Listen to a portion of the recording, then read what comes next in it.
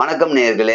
அண்மையில மிகப்பெரிய ஒரு தேர்தல், அது மாறுதலா அல்லது அப்படியே இருக்குமா அப்படியெல்லாம் பல பிம்பங்கள்ல பார்க்குறோம். அப்படி பார்க்க போனா ஓட்டு வாங்கி ஜெயிப்பவர்கள், அது எத்தனையோ காரணம் இருக்கும், ஒரு தொகுதியை சார்ந்து என்னென்னமோ இருக்கும். ஆனா குறுக்கு வழியில எப்படியெல்லாம் ஓட்டு வாங்கி ஜெயிக்கலாம் அப்படின்றத ஆலோசனை சொல்றதுக்காக ரெண்டு ஜாம்பவான்கள் வந்திருக்காங்க. இவங்க நிறைய பேரை ஜெயிக்க வச்சவங்க. அதாவது நேரடியா ஜெயிக்கணும்னா இந்த வழிமுறைன்னு இருக்கு, அதை தாண்டி குறுக்கு வழியில எப்படி ஜெயிக்க வைக்க முடியும் அப்படின்றத ரெண்டு பேரும் சொல்லுவாங்க. அதுல முதல்ல வந்திருக்க உங்களுக்கு வணக்கம் ஐயா. வணக்கம். இப்ப இந்த தேர்தலில் நீங்க ஒரு கட்சி உங்களை கூப்பிடுறாங்க, ஒரு தொகுதிக்கு மட்டுமே உங்களை வேலை செய்ய சொல்றாங்க. அந்த வேட்பாளர் ஜெயிக்க வைக்க நீங்க என்ன பண்ணா ஜெயிக்க முடியும்னு நினைக்கிறீங்க? சார், அது ரொம்ப சுலபம் சார். நாங்க எந்த தொகுதியும் பார்ப்போம் சார். சரி, அது ஏற்கனவே ஜெயிச்சு வெற்றி பெற்ற ஒரு வேட்பாளர் இருக்காருல்ல, அவருடைய பலம் என்ன பலவீனம் என்னன்னு பார்ப்போம். இப்ப நாங்க ஒருத்தருக்கு சிபாரிசு பண்றோம்ல, அவரு அதை வச்சு இவரை நாங்க ஜெயிக்க வைப்போம் சார். ஓகே, நீங்க சொல்ற மாதிரி அவங்களுடைய பலம் ஒண்ணு இருக்கும், பலவீனம் ஒண்ணு இருக்கும் எல்லாருமே. அந்த ரெண்டுத்தை வச்சுதான் நீங்க ஒரு வேட்பாளர் சிபாரிசு பண்றீங்க அல்லது நீங்க அவருக்கு துணையா நிக்கிறீங்க. அந்த பலத்தை உடைப்பீங்களா இல்ல பலவீனத்தை வீக்காக்கி ஜெயிக்க வைப்பீங்களா?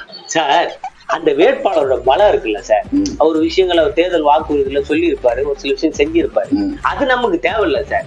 அவரோட பலவீனம் என்னன்னு பாத்தீங்கன்னா தேர்தல் வாக்குறுதிகளை பல விட்டுருப்பாரு, அதெல்லாம் செய்யாத இருப்பாரு.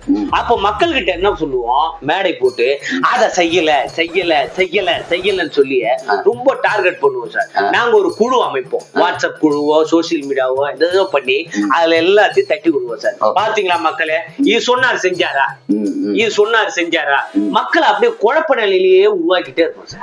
அதை வச்சுதான் சார் நாங்க சப்போர்ட் பண்ற வேட்பாளர் ஈஸியா ஜெயிக்க வைப்போம். ஓ, நல்ல யுக்தி, இது ஒரு நல்ல யுக்தி. நீங்க எந்த மாதிரி சார் இதை அணுகுறீங்க? நான் சப்போர்ட் பண்ற வேட்பாளரை பணத்துக்குள்ள சொல்லுவேன். அந்த பணத்துல கொஞ்சம் தொகை எடுத்து எல்லா ஓட்டு வாக்காளர்களுக்கும் பணத்துக்குள்ள சொல்லுவேன், ஈஸியா ஜெயிச்சுட்டு போறோம். உங்க யுக்தி நல்லா இருக்கா சார்? அவர் சொல்றது ரொம்ப ஈஸியான மெத்தடா இருக்கு. இந்த பணத்தை கொடுத்துட்டு ஜெயிக்க வச்சிடலாம் அப்படின்றாரு. நீங்க அவர் வீக்னஸ் என்ன, அவருடைய பலம் என்ன, அதை வாட்ஸ்அப் குரூப் போட்டு மக்களுக்கு ஃபீட் பண்ணி அவ்வளோலாம் கஷ்டம் கிடையாது அவர் சொல்றது. சார், நீங்க அவ்வளவு சுலபமா சொல்ல வராதீங்க சார். பணத்தை வாங்கி என்ன பண்ணுவான், சத்தியம் கூட பண்ணுவான், இந்த வேட்பாளர் தாங்க போடுவான் அப்படின்னுவான். ஆனா அவனுக்கு பிடிச்ச வேட்பாளருக்கு போட்டு அவனை வெற்றி பெற செய்வான். இப்ப பணத்தை கொடுத்துட்டு செலவு பண்ணாம பாருங்க, அவன் நடுத்தரலாம் நிற்பான். இவர் சொல்ற யுக்தி எல்லாம் இப்ப செல்லுபடி ஆகாது சார். சரி, அப்போ உங்களுக்கு அவங்களுக்குமே ஒரு கருத்து வேறுபாடு இருக்கு, அதை ஜெயிக்கிறதுக்கான முறை வேற எந்த வகையில நீங்க இந்த வேட்பாளரை தொடாமல் அல்லது வாக்காளர்களை தொடாமல் வேற எப்படி நீங்க ஜெயிக்க வைப்பீங்க? அதை விட இது ரொம்ப சிம்பிள் சார். எப்படி? செத்தவன் வீடு காலி பண்ணி போனவன் அவனோட லிஸ்ட் எல்லாம் எங்க ஆளுங்களை வச்சு எடுக்க வைப்போம். சரி, ஓட்டு நேரத்துல இவனுக்கு பதிலா எங்க ஆளுங்களை வச்சு குத்துவோம். எங்க வேட்பாளர் நாங்க ஈஸியா ஜெயிக்க வச்சிருவோம். ஓ, அப்ப நீங்க சொல்றது வாக்காளரே இல்லாத வாக்க நீங்க போட்டு ஜெயிக்க வைப்பேன்றீங்க. இந்த மாதிரி யுக்தி ஏதாவது நீங்க பண்ணுவீங்களா? நாங்க இவ்வளவு மாதிரிலாம் கிடையாதுங்க. பூத் ஏஜென்ட் கரெக்ட் பண்றோம், அவங்க ஒரு அமௌண்ட் கொடுத்துருவோம். சரி, நீ கம்னுறா, நாங்க தான் பாத்துக்கிறோம்னா எங்க ஆளுங்க செட் பண்ணி எல்லாத்தையும் நாங்களே போட்டு ஜெயிக்க வச்சிருவோம் எங்க வேட்பாளரை. ஓ, ரெண்டு பேர் யுக்தியும் கிட்டத்தட்ட ஒரே மாதிரி தான் இருக்கு. சரி, அடுத்ததா இந்த கோணம் இல்லாம வேற எப்படி ஜெயிக்க வைக்க முடியும் அல்லது எப்படி மக்களை ஏமாத்த முடியும்? சார், அதுவும் ரொம்ப சுலபம் சார். இந்த ஒரு வேட்பாளர் மட்டும் இல்ல, ஒட்டுமொத்த வேட்பாளருக்கும் தலைமைன்னு ஒண்ணு இருக்கும் இல்லையா, அதுக்கு ஒரு தலைமை இருக்கும். அவங்க இலவசம்னு ஒண்ணு அறிவிப்பாங்க. அது ரொம்ப கவர்ச்சிகரமா பிரம்மாண்டமா இருந்தா மேக்சிமம் எல்லாம் ஜெயிச்ச மாதிரிதான். ஓகே, இதே மாதிரி யுக்தி நீங்க ஏதாவது யூஸ் பண்ணுவீங்களா? இவரு கவர்ச்சிகரமானு சொல்றாரு, அது என்ன கவர்ச்சிகரம் சொல்லுங்க பார்க்கலாம். சொல்றாங்க, ஆல்ரெடி பாத்தீங்கன்னா டிவி கொடுத்தாச்சு, கிரைண்டர் குத்தாச்சு, மிக்சி குத்தாச்சு, சிலிண்டரும் குத்தாச்சு, லேப்டாப்பும் குத்தாச்சு. இப்ப எல்லாருக்கும் தேவையானது என்னன்னு பாத்தீங்கன்னா இன்வெர்டர். அதை அறிவிக்க போறான். அதான் சொல்லிட்டாரு, இன்வெர்டர் ஆம அது கவர்ச்சிகரமா தானே இருக்கு. இங்கதான் விஷயம் புரிஞ்சுக்கணும். நீங்க இது சொல்லிட்டாருல, அதோட பெரிய இலவசமா நாங்க அறிவிப்போம், நாங்க ஜெயிச்சுட்டு போறோம். ஓ, சரியான கிரிமினல் இல்லையா நீ? கொஞ்ச நேரத்துல உங்க வாயில வர வச்சு அதை புடிக்கிட்டு அதை விட ஒன்னு அறிவிப்பேன்றாங்க. நீங்க இந்தத்திலேயே வீக்கா இருக்கீங்களாங்க சார். நாங்கன்னா கேனியா இல்ல, நாங்கன்னா கேனியா சொன்னாதான் சார் அது அதை விட பெரிய மேட்டர் செய்வோம் சார். சரி, ஓகேங்க. இதே மாதிரி வேற ஏதாவது ஐடியா இருக்கா? அதாவது ஜெயிக்கிறதுக்கான பல யுக்தியில இப்ப சொல்லிட்டு வந்ததெல்லாம் இருக்குங்க, இதை தாண்டி வேற ஏதாவது இருக்கா? ஏன் எல்லாத்துக்கும் ஃபர்ஸ்ட் நான் தான் சொல்லணுமா? ஏன் இவரை கேளுங்க சார். நானே சொல்றேன் சார், வீடு வீடா போவோம், உங்க வீட்டுக்காருக்கு நல்ல வருமானம் இருக்குதா, உங்களுக்கு சொந்த வீடு இருக்குதா, உங்க வீட்டுல இருக்கிற ஒரு பையன் படிச்சு போய் அவனுக்கு வேலை கிடைச்சிச்சான்னு கேட்போம். நீங்க எங்களுக்கு ஓட்டு போடுங்க, உங்களுக்கு எல்லாம் சேர சொல்லுவோம் சார். இந்த யுக்தி நல்லா இருக்கா சார்? இது மாதிரி ஏதாச்சும் நீங்க யுக்தி வச்சிருக்கீங்களா சார்? இது என்ன சார் பிஸ்கோத் ஐடியா? இதை விட அட்வான்ஸா நாங்க யோசிப்போம் சார். சார் நான் வாக்காளரோட லிஸ்ட முன்னாடியே எடுத்து வச்சுப்போம். சரி. வீடு வீடா போவோம். ஏமா உங்க வீட்டுக்காருக்கு நிலையான வருமானம் இல்ல, ஆமா தானே, ஆமான்னுவாங்க. ஏமா உன் படிச்ச பையனுக்கு வேலை இல்லைன்னு கேட்போம். ஆமா ஆமா இல்லன்னுவாங்க. ஆமா உனக்கு ஒரு நிரந்தரமான சொந்த வீடு இல்ல, ஆமா, ஏன்னா நாங்க முன்னாடி தான் எடுத்து வச்சுக்கிட்டோம். சரி சரி சரி. ஆமா இதெல்லாம் கேட்டியாமா, நீ எங்க ஆளுக்கு ஓட்டு போடு, போட்டனா இதெல்லாம் உடனே ஒண்ணு வந்து சேரும். அப்படி உடனே எங்களுக்கு குத்து போறாங்க, நாங்க ஜெயிக்க போறோம். இது நல்லா இருக்குங்க. ஏங்க நீங்க போய் தான் கேட்பீங்கன்றாங்க, ஆனா இவங்க ஆல்ரெடி எல்லாத்தையும் எடுத்துட்டு உங்க வீட்டுல இது இல்ல இது இல்ல இது இல்லன்னு ஆஹா இதெல்லாம் புரிஞ்சிட்டு வந்து கேட்கறாங்களே, இவங்களுக்கு தான் ஓட்டு போடணும். நீங்க எப்படியே இப்பதான் போயே கேட்க போறீங்க, வீட்டுல இருக்கா இல்லையா, இது இருக்கா இல்லையா, நான் சாய்ஸ்ல விடுவாங்களே.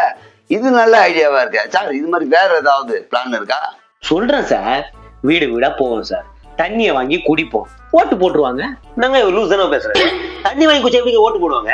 அடே முட்டாப்பையா முருகேசா, தண்ணி வாங்கி குடிச்சா எப்படி ஓட்டு போடுவாங்க? நீ சொல்றது எங்களுக்கு தான் தெரியும். தண்ணி வாங்கி குடிச்சிட்டு சொம்ப திரும்பி கொடுக்கும் போது அதுல 500 ரூபாய் போட்டு கொடுப்போம், ஓட்டு போடுவாங்க, நாங்க ஜெயிப்போம். அதை தண்ணி வாங்கி குடிக்காமையே கொடுக்கலாமே சார். என்ன சார் இவனும் புரிஞ்சுக்காமே பேசுறாரு சார்? நம்ம இதுல ஒரு பழமொழி இருக்கு, தாய பகைச்சாலும் தண்ணிய பாய்க்க கூடாதுன்ட்டு. நம்ம தண்ணிய குடிச்சிட்டு காசை கொடுத்தோம்னா அந்த விசுவாசத்துக்கு ஓட்டு போட்டுருவான். எப்படி எல்லாம் டெக்னிக்கலா யோசிக்கிறீங்கயா? அது நம்ம உண்மைதான். நம்ம ஆளுங்க இப்பெல்லாம் சத்தியம் பண்ணா கூட போடான்னுவாங்க, ஆனா தண்ணியை பகைச்சிக்க மாட்டாங்க. இந்த டெக்னிக்கல் நல்லா இருக்கா? இது மாதிரி ஏதாவது டெக்னிக்கல் இருக்கா? அதையே நாங்களும் பண்ணிட்டு போறோம். போ அதையே பண்ணுவாங்களாம் சார் இவங்க. சார் இவங்க 500 ரூபாய் கொடுத்தாங்கன்னா நாங்க 1000 ரூபாய் கொடுப்போம். ஹலோ, இது பட்டிமன்றம் இல்ல போட்டி போட்டுன்னு பேசுறதுக்கு. ஆக்கப்பூர்வமா சொல்லுங்க. அதாவது ஆக்கப்பூர்வமா ஓட்டு போட்டு ஜெயிக்கிறத பத்தி நம்ம பேசல, அதை முதல்ல மைண்ட்ல வச்சுக்கோங்க. குறுக்கு வழியில திருட்டுத்தனமா ஓட்டு போட வச்சு ஜெயிக்க வைக்கிறதுக்கு நீங்க வழி பண்ணி தரீங்க 2 பேரும். அதை பத்தின விவரத்தை தான் கேட்கிறேன். வேற ஏதாச்சும் இந்த மேல எல்லாம் இருக்கக்கூடாது. உங்க ஐடியாஸை மட்டும் சொல்லுங்க சார். சொல்றேன் கேளுங்க சார். சார் எங்க மீடியாவை எடுத்துட்டு போயிட்டு ஒவ்வொரு வாக்காளர்கிட்டையும் கேட்போம், யாருக்கு ஓட்டு போடுங்க, யாருக்கு ஓட்டு ஆளுக்கு ஒரு பேர் சொல்லுவாங்க. அதுல எங்க வேட்பாளரையும் சொல்லுவாங்க பாத்தீங்களா? அது வரைக்குமே கட் பண்ணி அந்த வீடியோ வைரலா பாக்குவோம். பாத்தீங்களா எத்தனை பேர் சொல்லியிருக்காங்க அப்படின்ட்டு. மீதி பேரும் ஓட்டு போடுவாங்க, நாங்க ஜெயிச்சிருவோம். ஓ ரைட்டு, சரி. இப்போ இந்த யுக்தி கூட நல்லா இருக்கு. ஏன்னா அவங்க பரவாயில்ல எல்லா பேர் சொன்னா கூட நீங்க உங்க ஆள் பேர் யாரெல்லாம் சொன்னாங்களோ அதை கட் பண்ணி போடும்போது அதிகபட்சமா உங்களால மக்கள்லாம் செல்வாக்கு இவருக்கு தான் இருக்கு அப்படின்னு ஒரு ஏமாத்து வேலை பண்ணுவீங்க. நீங்க இது மாதிரி ஏதாச்சும் பண்ணுவீங்களா சார்? எவ்வளவு மாதிரிலாம் பேட்டி வீடியோல போக மாட்டேன் சார். நாங்களே ஒரு கிராஃப் ரெடி பண்ணுவோம். 75% எங்க வேட்பாளருக்கு மக்கள் செல்வாக்கு இருக்குது, மற்றவங்களாம் குறைச்சி சொல்லிட்டு இதை வைரலாக்கும், நாங்க ஜெயிச்சுட்டு போயிடுவோம். இது நல்லா இருக்காங்க. மீடியாவுக்கு போய் அதெல்லாம் எடுக்காம அவர் பாட்டு கிராஃப்ட் ஒன்று ரெடி பண்ணிட்டு 75% வந்து மக்கள் செல்வாக்கு எங்க வேட்பாளருக்கு தான், மீதிலாம் குறைவா இருக்கு அப்படின்னா மக்கள் நம்பிட்டு போறாங்க, அவங்களுக்கு ஓட்டு போட்டுருவாங்களே. சார் நான் கேக்குறேன், நீங்க தப்பா நினைக்கிறேன். சொல்லுங்க. நீங்க என்ன லூசா? எதை சார்? கிராஃப்ட நம்புவானா இல்ல நேரடியா மக்களே சொல்றத நம்புவானா சார்? ஏங்க சரிங்க, அப்படியே கூட மக்கள் குறைவா சொல்லியிருக்காங்க. ஒரு 100 பேரை கேட்டீங்க, ஒரு 30 பேர் தான் உங்க வேட்பாளர் சொல்லியிருக்காங்க. வெறும் இந்த 30 காமிச்சா இப்படி ஏத்துப்பாங்க? ஐயா இன்னமும் உங்களுக்கு புரியல சார். சார் எங்க வேட்பாளருக்கு 30 குறைவாதான் சொல்லுவான், அது எங்களுக்கு தெரியும். ஆனா எங்க ஆள் 300 பேர் அங்க இறக்குவோம். இவருக்கு தான் ஓட்டு, இவருக்கு தான் ஓட்டு, இவருக்கு தான் ஓட்டு. நாங்க அப்படி ஒரு பிம்பத்தை கிரியேட் பண்ணி எங்க ஆளுக்கு வெற்றி வாகை சூடுறதுக்கு உண்டான வேலைகள்லாம் செய்வோம் சார். இப்ப புரியுதா சார்? நல்லா புரியுதுங்க. அதாவது நீங்களே ஆள் செட் பண்ணி உங்க வேட்பாளர் பேரை சொல்ல வச்சு அதை வீடியோ வைரல் ஆக்கி மக்கள்லாம் ஆமாப்பா இவ்வளோ பேர் அவர் சொல்றாருன்னா நம்மளும் அவருக்கே போட்டுருவோம். இந்த யுக்தியும் நல்லா தாங்க இருக்கு. வேற ஏதாச்சும் புது விதமா ஏதாச்சும் இருக்கா சார்? இதுக்கு முன்னாடி நான் வந்து பெண்களுக்கு சொம்பு தண்ணியில பணத்தை வச்சு கொடுப்பேன்னு சொன்னேன். ஆமா. அப்படியே ஆண்கள் ஓட்ட கவர் பண்றதுக்கு பெஸ்ட் ஐடியா. குவார்டர்ல அடியில 500 ரூபாய் தலை சொல்லி கொடுப்போம். அவன் வாட்டருக்கு பெண்கள் போடுறாங்கன்னா குவார்டருக்கு ஆம்பளைங்க குத்து எங்க வெற்றி வேட்பாளர் ஜெயிக்க வைக்க போறான். எங்க இதுல ஒரு டவுட் என்னன்னா, போதையில மாத்தி குத்திட மாட்டாங்க. அதுக்கும் ஒரு ஐடியா எங்க கிட்ட இருக்கு. இந்த கோட்டரை நீ குடிக்காம போய் எங்க சின்னத்துல ஓட்டு போட்டுட்டு வந்தன்னா இன்னொரு கோட்டர் இன்னொரு பிரியாணி உனக்கு இனாமா தரேன்னு சொல்லுவோம். அதுக்காக அவன் கரெக்டா போட்டு வந்து இன்னொரு கோட்டரையும் பிரியாணி வாங்கிட்டு போறான். ஓ எங்க நவீனமா நிறைய விஷயம் யோசிக்கிறாருங்க. உங்க பக்கம் எனக்கு தெரிஞ்சு கொஞ்சம் வீக்கா தான் இருக்கு உங்க வேட்பாளர். நீங்க ஏதாச்சும் இது மாதிரி கொஞ்சம் யோசிச்சு ஏதாவது வச்சிருப்பீங்களா, சொல்லுங்க சார். இது யாருக்கு இது வரைக்கும் சொல்லல சார். குழந்தை பெத்துக்கனா ஒரு அமௌண்ட் கொடுக்கும்போது அறிவிப்போம். ஓ குழந்தையோட வந்து கேட்பானா, எப்படி காசு கொடுப்பீங்க நீங்க? ஆட என்னங்க சார் நீங்க வர்ற, இப்பெல்லாம் குழந்தை யாரும் பெத்துக்க முடியுது இல்ல. 8 லட்ச ரூபா 10 லட்ச ரூபா செலவு பண்ணி தான் குழந்தைய பெத்துக்கிறான். அவ்வளவு செலவு பண்றோம், காசுக்காக என்கிட்ட வந்து நிக்க போறான். அது நல்லா இருக்குங்க. சொன்ன மாதிரி இப்போ குழந்தையின்மை மையத்துக்கு போனா அது என்னென்னமோ டெஸ்ட் 8 லட்சம் 10 லட்சம் மேலதான் ஆகுது. இது கேட்கும் போது கவர்ச்சிகரமா இருக்கும். குழந்தை பெத்துக்கிட்டா தராங்கன்னு அவன் லோல் பட்டு தனியார் மருத்துவமனைக்கு போயிட்டு செலவு பண்ணிட்டு இவ்வளவு செலவு பண்ணிட்டு போய் இவங்க வீட்டு வாசல்ல நிப்பாங்களான்னா அது ஒரு கேள்விக்குறிதான். சரி, அப்படியே வந்து நின்னா எவ்வளவு கொடுப்பாங்களா நீங்களே கேளுங்க. சரி, அப்படியே வந்து நிக்கிறாங்க, அங்க ஒரு 8 லட்சம் செலவு பண்ணிட்டே வரட்டும், உங்ககிட்ட வந்து நிக்கிறாங்க, எவ்வளவு கொடுப்பீங்க? நாங்க கேட்போம், அரசு மருத்துவமனையில குழந்தை பெத்துக்கிட்டீங்களா இல்ல தனியார் மருத்துவம் போய் குழந்தை பெத்தீங்களா கேட்போம். சரி, அவன் தனியார் மருத்துவம் சொல்லுவான். தனியார் மருத்துவ குழந்தை பெத்துனா தரத்துல சொல்லி விட்டுருவான். இதுதான் சார் எனக்கு புரியாம இருந்தது. இதை நாங்க வேற மாதிரி இம்ப்ளிமெண்ட் பண்ணிப்போம் சார். ஐயோ, இந்த ஐடியா நாங்க மட்டும் தான் வச்சிருந்தோம்.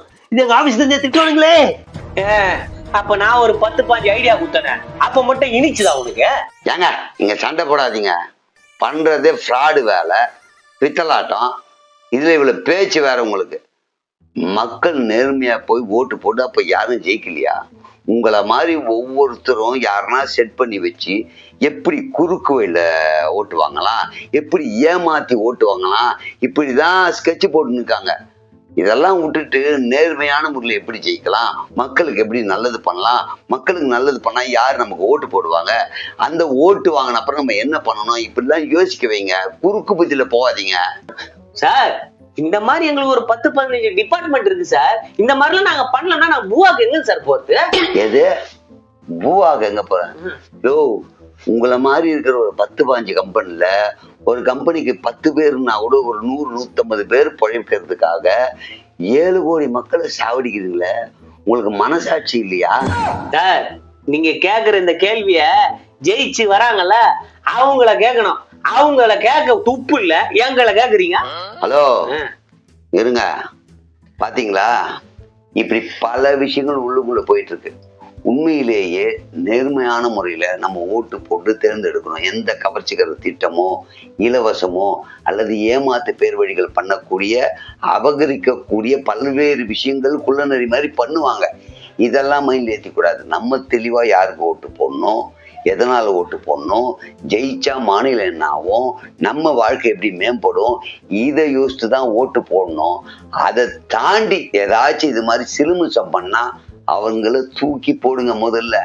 அப்பதான் அவங்களுக்கு இந்த மாதிரிலாம் குறுக்கு வழியில போகக்கூடாதுன்னு புத்தி கூட்டினாதான் நல்ல வேட்பாளர் வர முடியும், நல்ல மாநிலம் இருக்கும், மக்கள் நலன் இருக்கும். அதனால கள்ள ஓட்டு, திருட்டு ஓட்டு, ஏமாத்து ஓட்டு, ஃப்ராடு ஓட்டு இதெல்லாம் தூக்கி போட்டு நேர்மையான ஓட்டு, நல்ல முதல்வர், நல்ல வேட்பாளர், நல்ல மனிதர் இப்படி பார்த்து ஓட்டு போடுங்க. புரியுதா?